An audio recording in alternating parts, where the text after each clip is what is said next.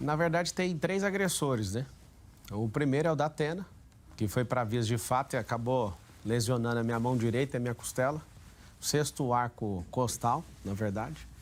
O segundo agressor é o Duda Lima, que é marqueteiro do Ricardo Nunes. Tem o vídeo, postei no Instagram, Pablo Marcal por SP, você pode ir lá e assistir agora. Ele toma e bate a mão nos peitos do meu assessor. Meu assessor, no artigo 25, ele, na legítima defesa, acabou partindo para cima. Inclusive, já deixo claro que fica condicionado, eu vou fazer a desconexão dele caso o Datena saia da campanha por agressão física e o Duda Lima também, que ele começou essa palhaçada inteira. Sobre a expulsão no debate, por falar a verdade, fui expulso, que eu falei que é uma promessa de campanha que eu vou prender o prefeito Ricardo Nunes, ele e mais 100, né, que estão envolvidos em tirar as merendas dos nossos filhos na escola pública. E aí, de forma, sem usar da isonomia, o Carlos Tramontini, infelizmente, ele me interrompeu na minha fala. Quando o Datena falou, usando da isonomia, ele foi advertido no final da fala. Ele quis me interromper por 3 vezes e eu não vou deixar de falar a verdade. Fui expulso faltando 10 segundos e fui com alegria, porque é a revolta do povo. Essa revolta está aqui entalada na minha garganta e eu não me arrependo absolutamente nunca de ter sido expulso ali. Foi uma vergonha aquele debate. O senhor considera que esse clima agressivo da campanha, ele ajuda de alguma forma o eleitor a decidir sobre os problemas que de fato interessam para a cidade, transporte que não anda, Sim. Problemas de saúde e educação? Acredito sim, sabe por quê? Porque você acabou de entrar aqui para assistir esse programa e tinha propaganda do Ricardo e tinha propaganda do Boulos.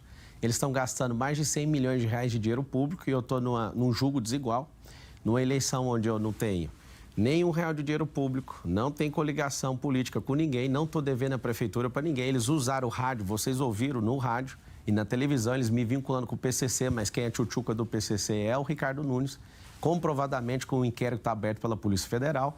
E todas as vezes que eu tenho um poder de falar, alguém quer interromper. Então, realmente o nível está baixo, só que o povo não é bobo, o povo vai entrar numa revolta nesse dia 6 e a gente vai tirar esses canalhas aí do poder. Candidato, o que os eleitores viram nos debates, na maioria deles, foi que o senhor iniciou as provocações, xingamentos, inclusive com apelidos jocosos. Na semana passada, o senhor disse que já tinha mostrado a sua pior versão e que ia adotar, a partir de então, uma postura de governante. Mas depois teve essa nova briga. Como é que vai ser daqui em diante, daqui para frente? Em todas as brigas, o Datena entrou numa briga. Ele realmente foi acusado, né, por assédio sexual e dói nele, por isso que ele partiu para o descontrole. É uma proposta para a cidade de São Paulo, colocar a inteligência emocional nas escolas, porque tanto o meu assessor como o marqueteiro Duda Lima, que é o marqueteiro inclusive do Bolsonaro na campanha anterior, e o Datena são pessoas que precisam sim de inteligência emocional. A gente vai oferecer isso para os seus filhos a partir da escola pública e também num braço de ensino para todas as empresas. São 2 milhões de CNPJs na cidade de São Paulo. E nós teremos um braço de ensino para treinar todos os colaboradores, os parentes dos colaboradores e vizinhos dessas empresas na cidade. Qual vai ser a sua contribuição a partir de agora para melhorar o nível dessa campanha? O senhor se compromete a ter um comportamento diferente do que a gente viu? Não, depende, né? Porque eu nem posso chamar de debate o que aconteceu no Flow. Foi uma vergonha, né? A manipulação que aconteceu ali. Os sorteios, eu saí 3 vezes com a Marina e o Boulos saiu... Bolis. Por causa da linguagem neutra que ele defende, distorceu o hino nacional, sempre vou fazer questão de chamar ele assim, em respeito ao que ele acredita. Ele saiu 4 vezes com a Tabata. Então, ali, claramente, tinha 1 milhão de pessoas assistindo e os comentários, depois, vale a pena vocês assistirem o que o povo viu ali. Não me deixaram nenhuma vez ficar com o Ricardo Nunes, né, só para fazer perguntas para ele. De fato, existe uma situação muito triste, né, nos debates. O Ricardo, que patrocina grande parte da imprensa com 648 milhões de reais do nosso dinheiro da Prefeitura de São Paulo, que inclusive a Rede Globo é uma das que mais recebe, não desrespeitando, mas é um fato aberto, não tem nenhum problema com a Rede Globo de televisão, mas para vocês saberem que a grande parte da mídia é controlada pelo nosso dinheiro para mudar a nossa opinião e eu sou essa pessoa que está remando sozinho e nós vamos vencer essa eleição no primeiro turno, você vai votar no 28 aí no dia 6, o número da revolta popular. Candidato, o senhor critica o Bolsa Família, diz que ele mantém as pessoas na pobreza e o senhor propõe uma jornada da prosperidade, entre aspas, segundo o seu plano de governo, motivando a pessoa a deixar a situação de pobreza para trás. O senhor vai rever os programas de transferência de renda da Prefeitura de São Paulo, que são parecidos, muito parecidos com o Bolsa Família? Na verdade, eu não critico, não. Ele já é falido e as pessoas, no governo anterior do Bolsonaro, você podia ter uma renda alternativa. O Lula assumiu, ele tirou a renda alternativa para você ficar nesse Bolsa Miséria. É miséria porque você sabe que não dá para comprar nada, você não vai prosperar com isso. Será que você vai deixar só isso de herança para os seus filhos? Eu quero propor o seguinte, mudança de mentalidade. Se você mudar a sua mentalidade, não tem como ninguém te segurar. Você não precisa de uma babá. O Estado não é sua babá. Nós não precisamos de tutor para um povo. Nós precisamos de emancipar esse povo e eu quero que você conte comigo para isso. Agora, 1º de janeiro, na prática, o senhor vai acabar com renda mínima, que é um programa de transferência de renda da Prefeitura de São Paulo, ou o senhor vai manter? Nunca. As pessoas têm que ter porta de saída, elas sabem. Eu pergunto para as pessoas que fazem parte disso, hoje, só para você ter uma noção, as pessoas precisam de saber que tem um governante à frente da Prefeitura de São Paulo querendo ver a sua prosperidade. Ninguém vai acabar com nada. Nós iremos fazer você ser promovido. Então, todo programa social tem que ter porta de entrada e porta de saída.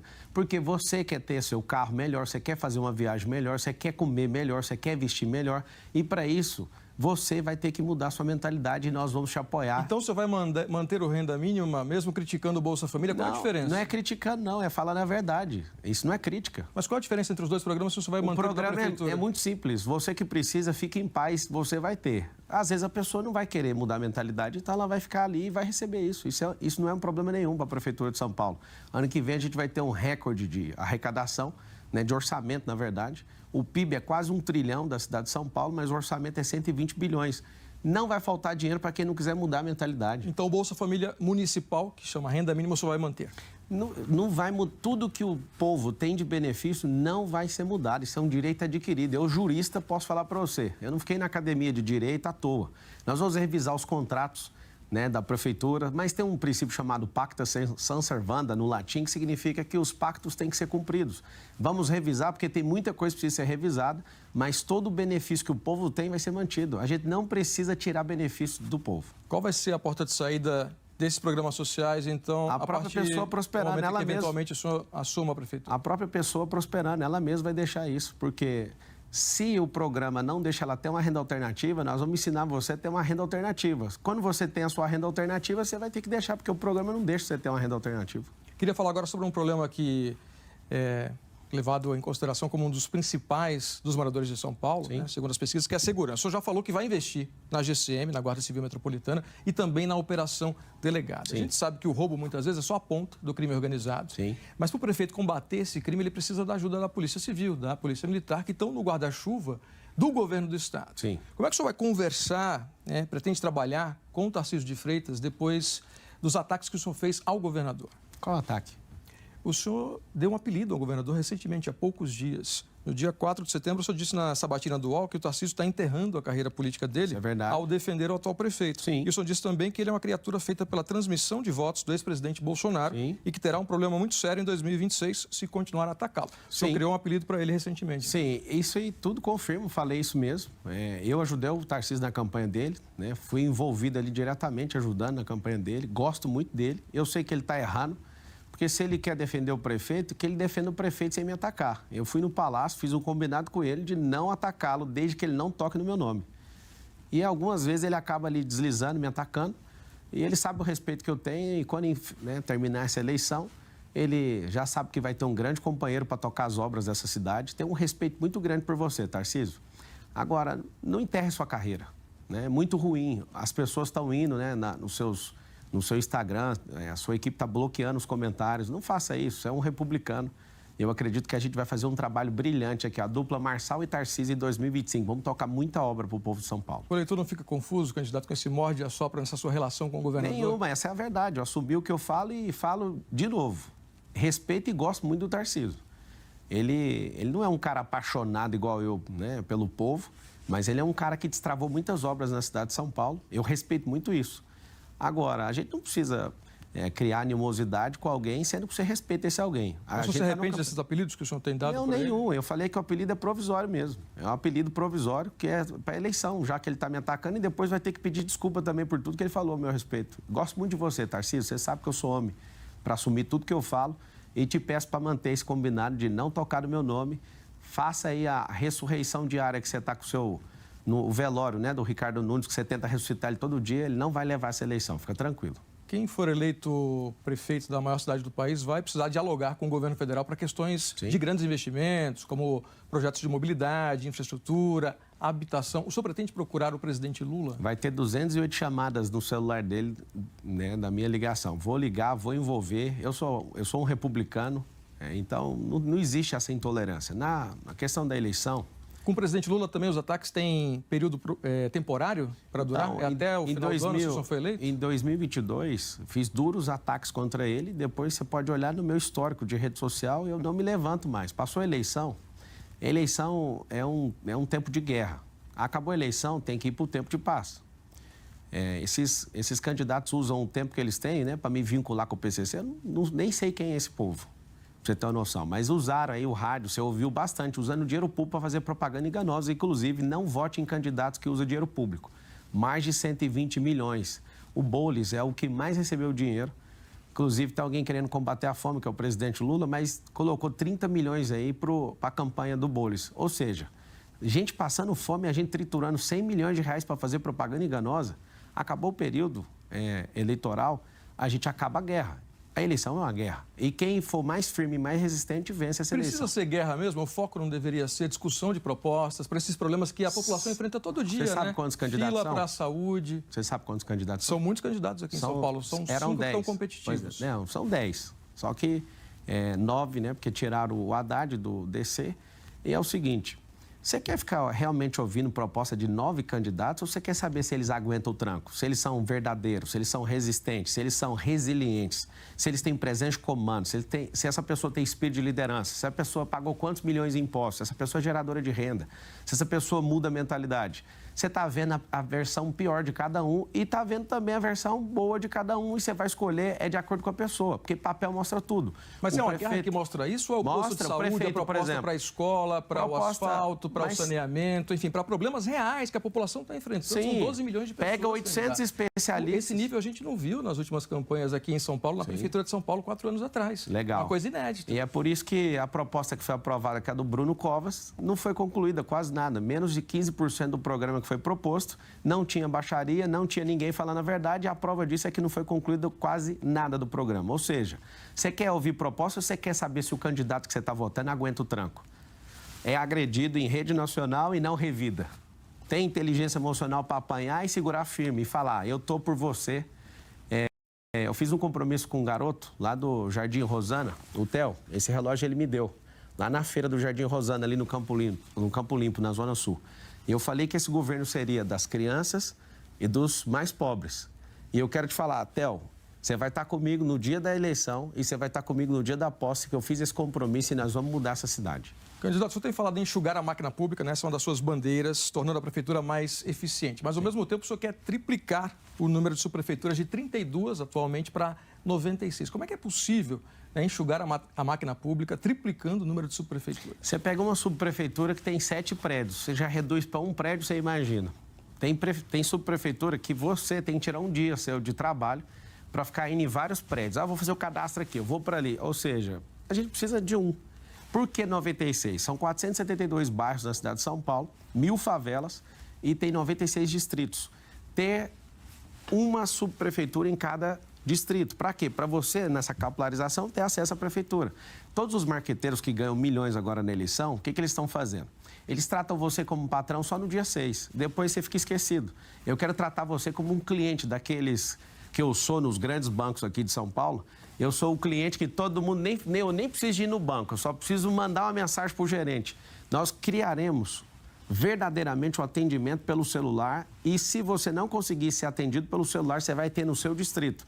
A economia está em modernizar o Estado, fazer a virtualização desse 156 que de fato não tem serviços lá, você não consegue fazer as coisas lá, mas a gente vai fazer porque essa é uma bandeira minha, na minha vida. Mais do que prédios, na verdade, as prefeituras são tocadas por pessoas. Sim. O senhor pretende contratar mais gente, então, para tocar essas 96 subprefeituras que o senhor pretende administrar? Sim, a questão dinâmica, né? A dinamicidade da gestão pública, em não ter compromisso. Como eu não estou devendo vaga para ninguém, nem emprego para companheiro nenhum, fique tranquilo que nós vamos ter uma subprefeitura otimizada. Então, você vai contratar mais gente ou vai demitir pessoas que já estão lá hoje? Vai realocar pessoas. Se você coloca investimento em tecnologia, as pessoas que já estão hoje aqui, uma segurança para todos vocês, como eu não estou com um time de companheiro aqui, eu não tenho que dar cabide de emprego para ninguém, vocês vão continuar trabalhando. trabalhar na prefeitura.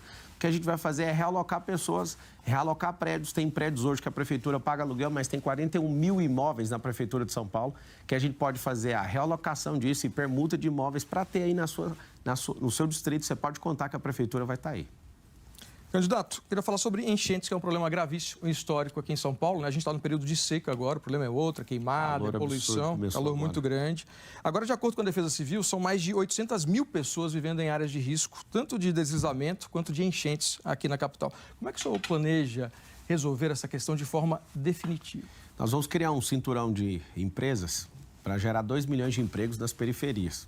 E o incentivo que a Prefeitura de São Paulo vai dar para essas empresas é que as empresas que tiver mais de 80% dos funcionários trabalhando e morando nesse mesmo bairro, elas vão receber incentivos, né, por parte da prefeitura. Por que isso? Porque se tem um emprego, gera renda local. Segunda coisa, liberação fundiária. Nós temos um problema nas quebradas de São Paulo. Você não tem nem logradouro público, que sua correspondência nem chega aí. Então, nós vamos liberar isso, te dar a escritura. Fiz o compromisso lá em Heliópolis com a senhora que me convidou para entrar na casa dela.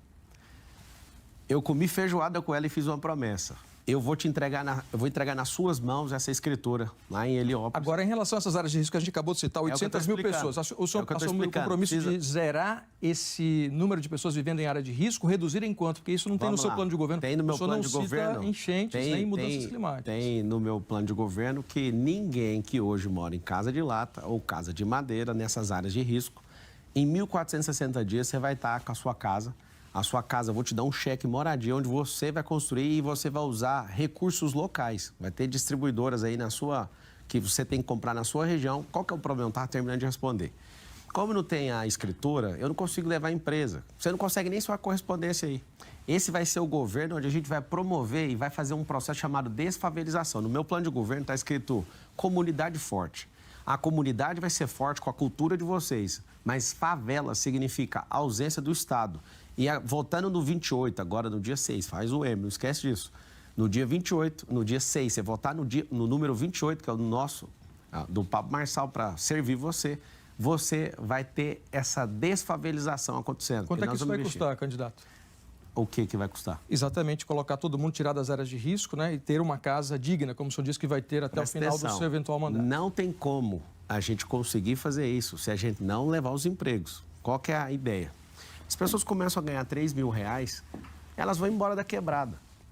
Inclusive, você que não consegue dormir com batidão aí, né? Você trabalha a semana inteira e depois você tem que ir para o pancadão e ficar ali participando do pancadão. Nós vamos criar espaço onde a gente vai levar essas pessoas para lá para poder fazer evento. Eu sou a favor da cultura, mas não de tirar o sono do pobre e tirar o único investimento que a gente tem ali, que é a pessoa começa a prosperar e não coloca lá. Então, é o seguinte... Não é por parte da prefeitura a abertura de empresa, mas é incentivo. Então, o incentivo de abrir empresa para fazer isso e gerar esses empregos é que vai gerar economia. Mas o senhor falou do cheque moradia. Eu queria só botar esse ponto, assim, quanto é que vai custar o cheque moradia para tirar todo mundo das áreas de risco em 4 anos? Eu não falei que vai tirar todo mundo em 4 anos. Eu falei sobre a casa de lata e casa de madeira. Não falei isso, eu sei que está falando isso. Casa de... Quem tem casa de tijolo vai continuar lá. Mesmo agora é o seguinte, qual que é o problema? Não, claro que não. O que a gente tem que fazer? Nós vamos pegar as áreas da Prefeitura de São Paulo, nós vamos fazer permuta com algumas áreas. Você está, às vezes, numa área de risco, essa área é uma invasão e ela está em disputa judicial. Para você saber, a Prefeitura de São Paulo não pode nem fazer um melhoramento público. O que a gente precisa fazer e não tem na Prefeitura de São Paulo hoje? Um metadado com todo o compilado de todas essas áreas. As áreas que a gente está em disputa judicial, eu me comprometo a entrar nessa situação, eu entendo o que você está passando, ninguém consegue resolver se não tiver um prefeito disposto a fazer isso. O que a gente precisa fazer? Algumas áreas eu vou permutar, pegar da própria prefeitura, onde tem principalmente essas áreas de risco, permutar essas áreas para liberar essa área para você ter paz e mexer na sua casa e receber esse cheque aí para fazer reforma na sua casa. Candidato, em entrevista à Globo News, dia 26 de agosto, o senhor disse sobre o presidente do seu partido, Leonardo Avalanche, abre aspas, se o partido fosse meu, ele já estava afastado até a apuração, fecha aspas. Foi uma resposta às denúncias de envolvimento, né, suposto envolvimento de Avalanche com o PCC. O senhor também disse que se sentia constrangido com as denúncias envolvendo o PRTB, só que poucos dias depois, no dia 4 de setembro, pouco mais de uma semana depois, o senhor participou de uma agenda de campanha com a Avalanche no Tatuapé, numa pizzaria, e naquela ocasião o senhor afirmou o seguinte, Leonardo Avalanche não é do PCC e é bem-vindo na campanha. O que é que mudou nesse prazo? Mudou que eu vi que é uma pressão de vocês e tentar me atingir. Quando eu falo vocês, imprensa, tá? Não tome isso como pessoal.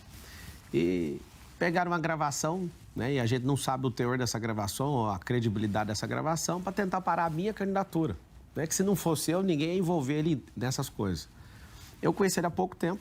Eu tenho um grande sonho para o Brasil, que é todo mundo que quiser ser candidato não precisar de partido político. Porque é um manicômio. Você conseguir chegar onde eu estou aqui, sem dinheiro público, sem coligação, sem dever nada para ninguém. Sobre o Avalanche, ele suportou todas as pressões para me manter nessa candidatura. Então, aqui, meu extremo respeito a ele. Se ele realmente faz parte de qualquer coisa ou cometeu qualquer crime, que pague, eu seria o primeiro a publicar e falar parabéns pela justiça que foi feita. Agora, numa campanha eleitoral que ninguém respeita ninguém e quer destruir todo mundo que está em volta, eu percebi esse jogo, ainda bem que eu percebi esse jogo a tempo. Não faz sentido nenhum criar ilações contra as pessoas no meio de uma campanha eleitoral. Tudo bem, se tiver devendo, que pague. Avalanche, se tiver devendo, que você seja preso. E se não tiver devendo, que os mesmos instrumentos que te acusaram te dê espaço para você se defender. Qual é a sua relação com o Avalanche hoje? Ele pode ocupar um cargo no seu governo, eventualmente? Zero. Inclusive, nem consultei ele. Nem consultei ele sobre os secretários que eu já divulguei. O Sintra, né, que é um dos caras mais poderosos e mais respeitados de São Paulo e do Brasil. Mas por que o senhor não quer o Avalanche ser o presidente do seu partido? É porque eu não estou devendo cargo para ele. O meu combinado com ele foi eu que mando na prefeitura. Não vou dever ela para ninguém, nem para partido. Isso aí já é nítido. Vamos falar sobre outra questão aqui importantíssima, que é saúde, né? A fila de exames é muito grande. O senhor já disse que consegue zerar essa fila aí de espera por exames na capital em 18 semanas, inclusive com a contratação de serviços em hospitais particulares. É uma meta ambiciosa, mas que a gente já viu. João Dória, quando foi prefeito, governador, implantou o Corujão da Saúde, você não deve se lembrar. Essa fila diminuiu no primeiro momento, mas depois essa fila voltou. Qual seria a solução definitiva que o senhor apresenta para quem espera, né, dias e meses por um exame, por uma consulta e por uma cirurgia, por exemplo, aqui em São Paulo? Eu coloquei 18 semanas, mas já fizeram em 90 dias. E, de fato, voltou porque a política pública foi adotada e não teve continuidade. Inclusive, eu já anunciei, fui o primeiro aí dos candidatos, sabendo da viabilidade, né? E, de fato, a gente vai assumir a prefeitura de São Paulo.